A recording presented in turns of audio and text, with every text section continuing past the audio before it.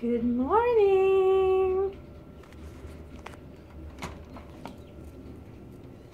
So I got really scared when I looked out this morning before seeing her earlier. Hi! Because I saw feathers all over, and I'm still really worried about bobcats that come up over that fence, jump on the roof, and come into the chicken yard. Hi, baby. Hi, sweetie pie. This is a frizzle. Their feathers grow backward. Look at her little pantaloons. Their feathers grow backwards, so that's why they look frizzly, not smooth. Hi, baby. There's a fresh pile of grass over here, too, from yesterday's lawn mowing. Hi, sweetie. But I wanted to just kind of go through what I do every day. I don't know if I have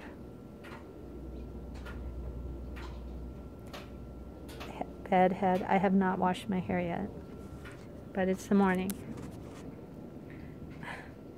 I don't even know what lens to look at.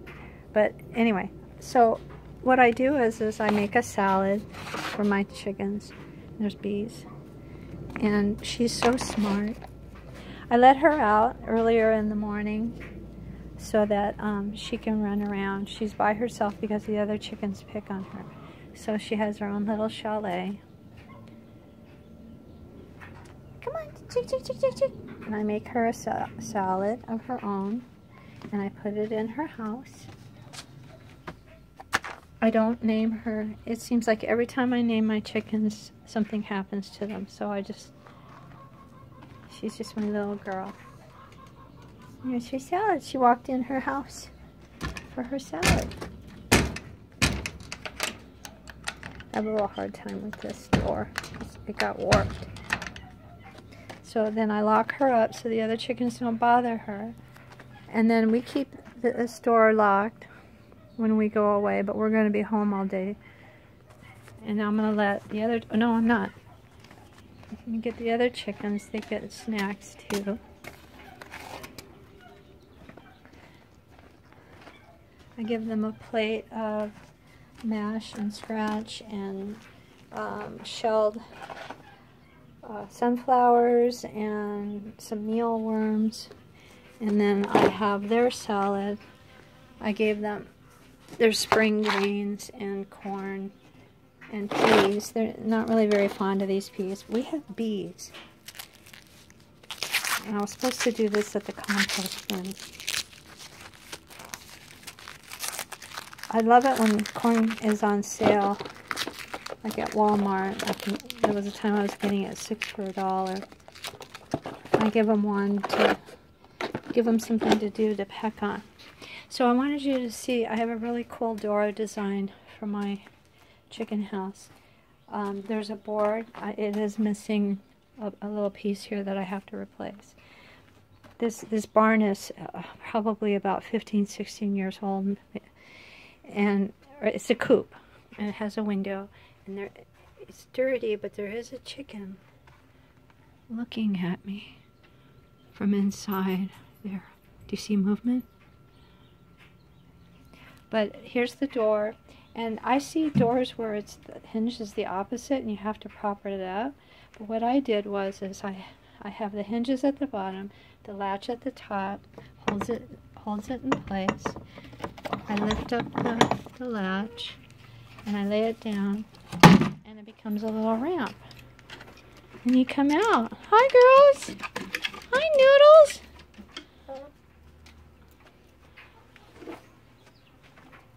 And they go to their snacks. I want that bee to get out of here. Oh, I'm sorry. I don't want to scare you. And then, and this is when I clean out the other ones are coming out. I have one more other frizzle. I had so many before. And I have one with a little white head. There's 3 or 4 of my smaller bantams that are left. They were all hatched here over the course of the last 16 years. I had the best experience. Here's another one. She's a little old lady, but she's so sweet. Hi, she's a frizzle. Yes, you are. Hi, honey.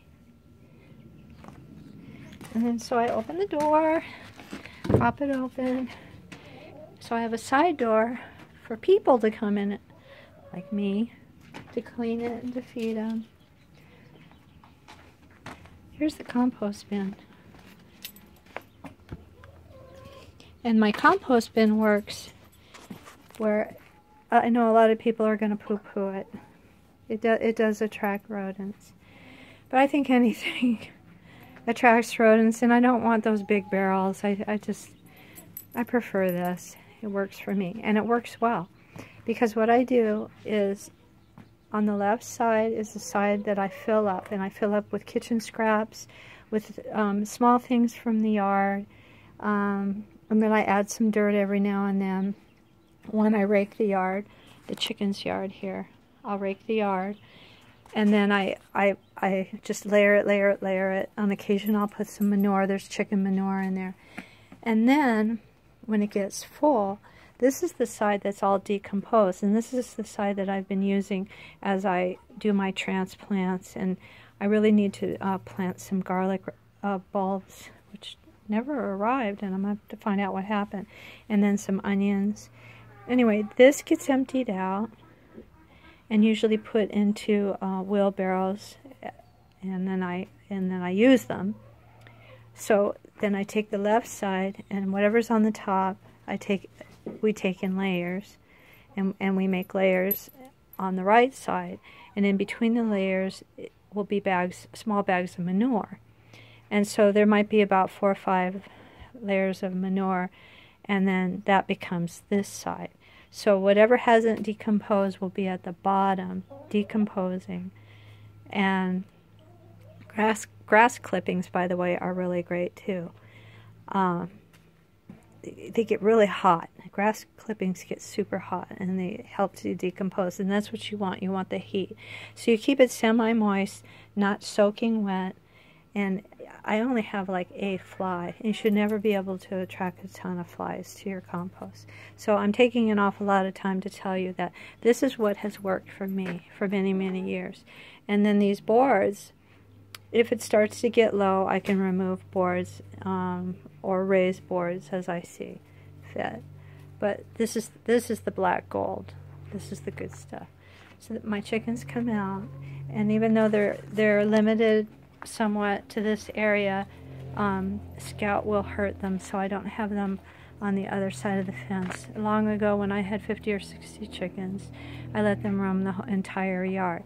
It does get messy because they poop on the patio, they poop everywhere, but it was the best time of my life when I had my chickens all over, when I had my Aslan. Aslan didn't hurt them.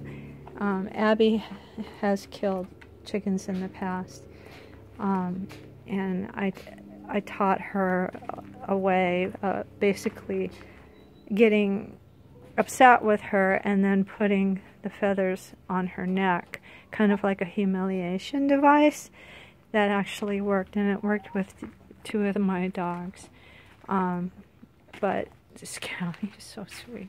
He's so sweet in so many ways, but he is not safe for the chickens. And right now he's looking around for bad birds, and the bad birds are hawks and ravens. So from his vantage point, he's keeping them safe. But unfortunately, he can't get past this fence to protect them, and it's just a frustrating dilemma. So I'm going to be putting up some spikes along this fence and on top of the roofs. I'm praying that's going to help. And I also was told about electric fencing, and I am going to investigate that too. But see how the chickens, they like the fresh cut grass because we don't use pesticides. And then they're able to walk around, and I keep the door open so I'm listening out for them. And I just love them so much. So anyway, in this chicken house is worn and used, and the chickens are molting. So it's messy now, but I keep it pretty clean. What I do is I design these nest boxes. Maybe because I've seen it in barns of long ago, and then that's a little roosting post. Those poles are what used to be used for holding trees erect. I don't know that I see that so often anymore.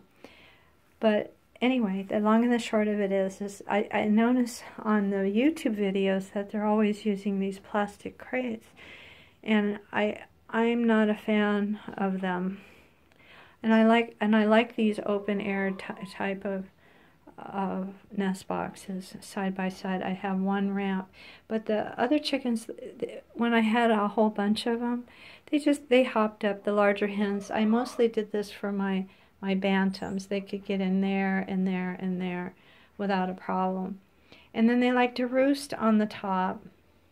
But every morning I come in and I clean up whatever poop I find. And of course I only have 9 chickens in here, which is really sad when I used to have 30, 40 chickens.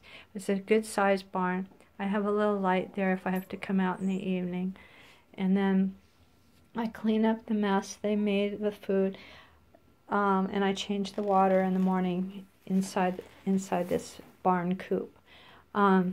I do have a problem with mice chewing through the wood, and that's frustrating. It's always frustrating with these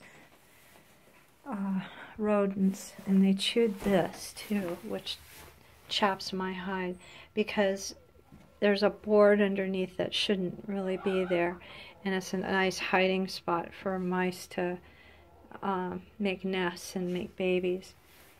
So, you know, it gets poopy, and they're not laying now because they're molting. The 3 or 4 that I have left that were laying eggs, the little bannies don't because they're too old, but they have a home here for as long as they're alive. But oh, wow, I'm noticing some issues with the roof. I had a tree fall on our roof.